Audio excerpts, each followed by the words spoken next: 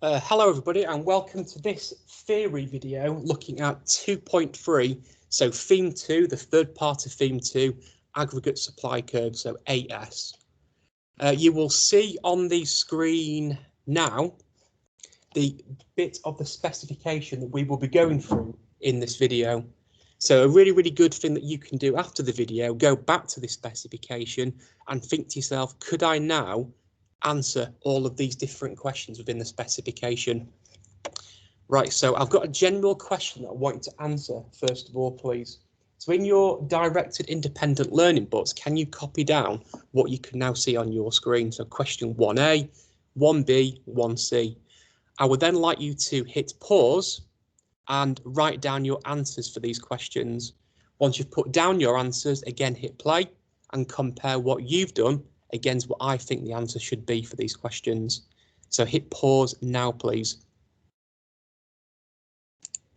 Right, okay, so let's go through some of the basic theory looking at aggregate supply curves.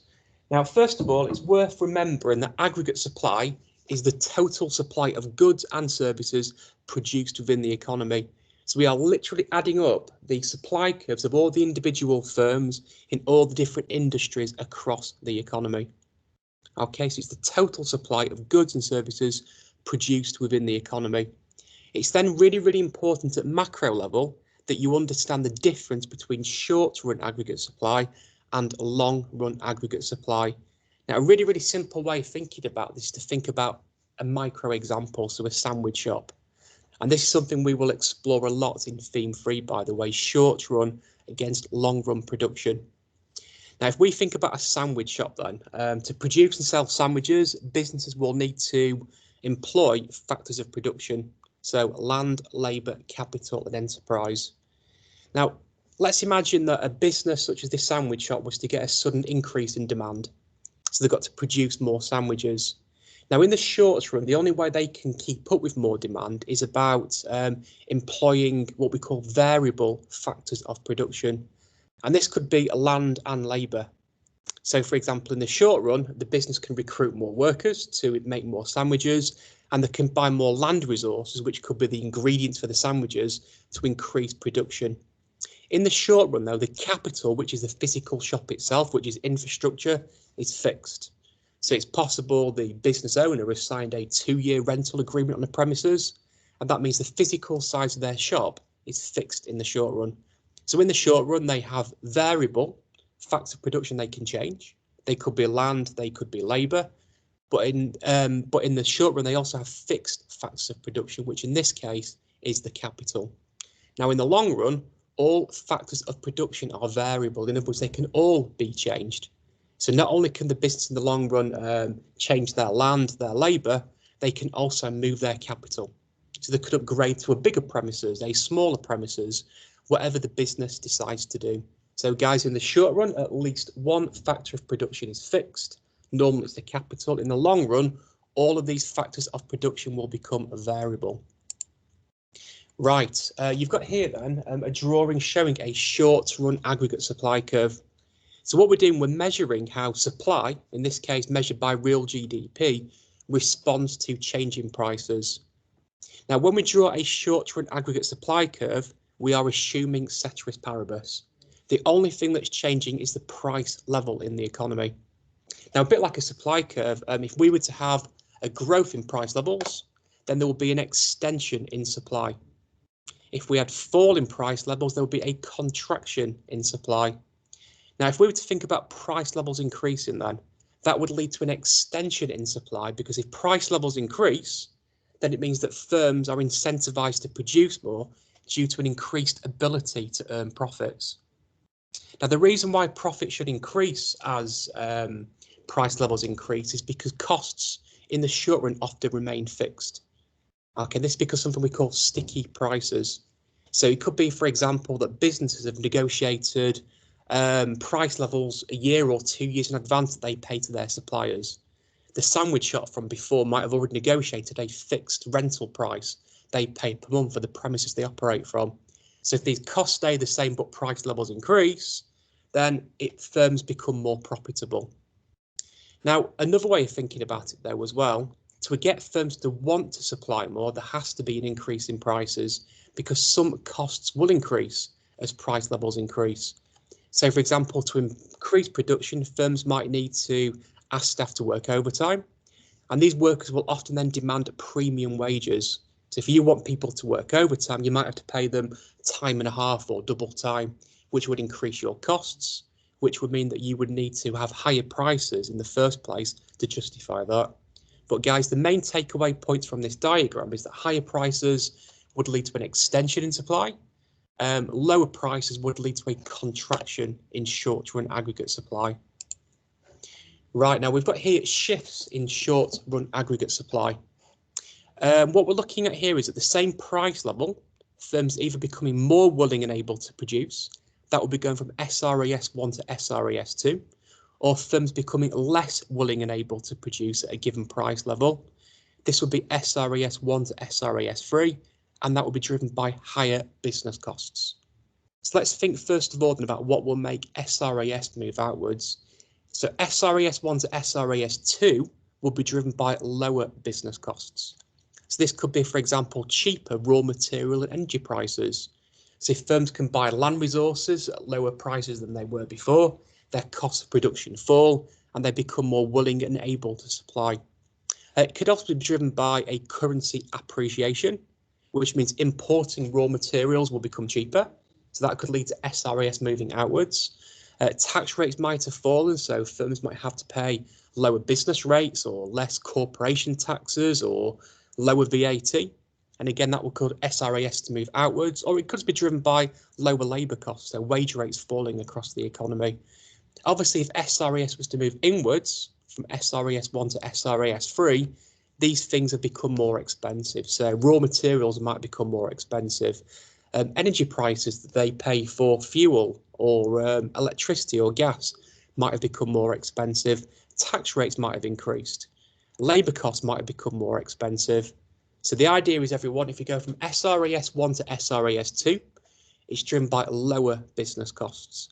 If SRAS moves inwards from 1 to 3, this would be driven by higher business costs. Right, you've now got some more questions that I want you to think about. So again, write down these questions, so 2A, 2B and 2C. Write down and draw your answers. Obviously hit pause right now. Once you've put down your answers, hit play, please. All right, so make sure you've pressed pause. Right, everyone, now let's think then about how we differentiate between a Keynesian and a classical view of the economy. Now, a really simple way of thinking about this is to think about labour markets. So you've got on this diagram here the number of people employed in the economy. So we've got employment along the horizontal axis, and we've got wage rates along the vertical axis. Now think about demand for labour 1, this curve here.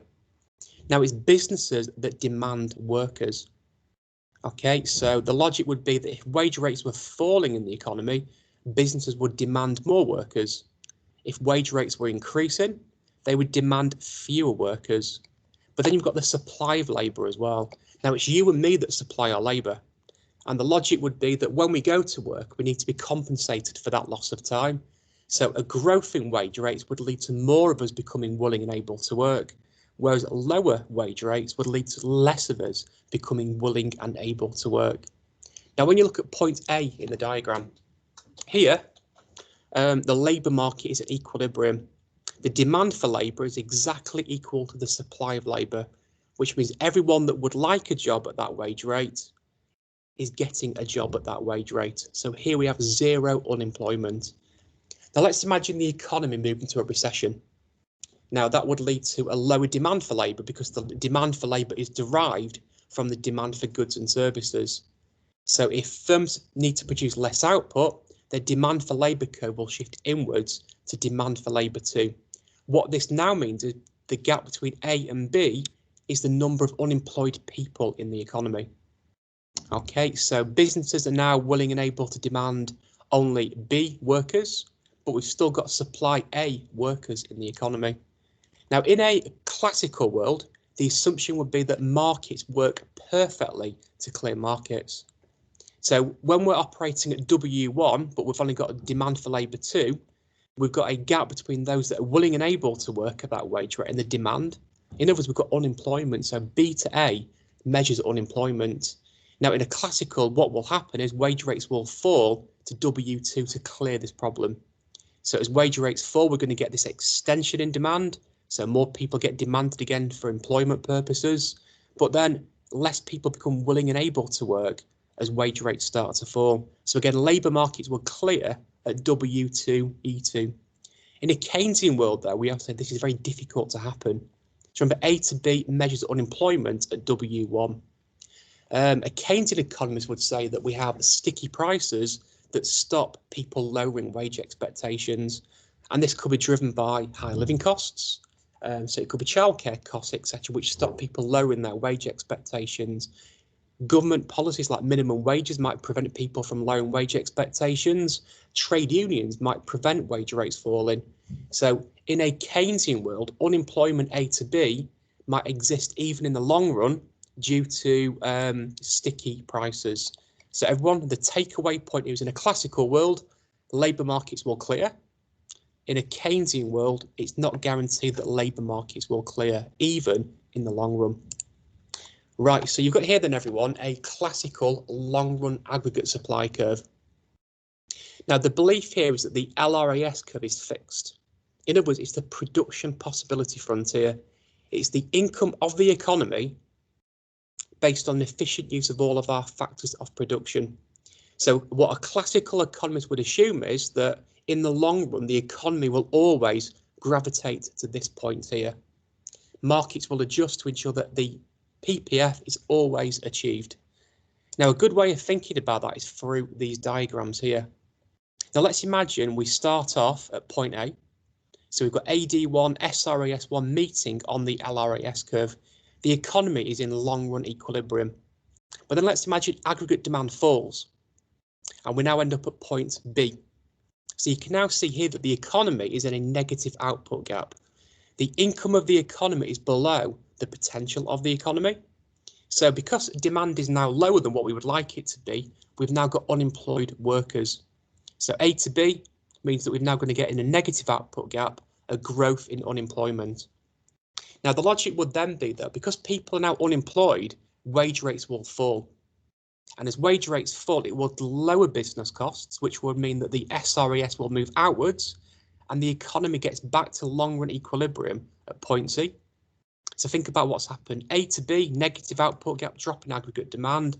The problem fixes through markets where wage rates will fall to clear unemployment, and the economy will again back into long-run equilibrium at point C.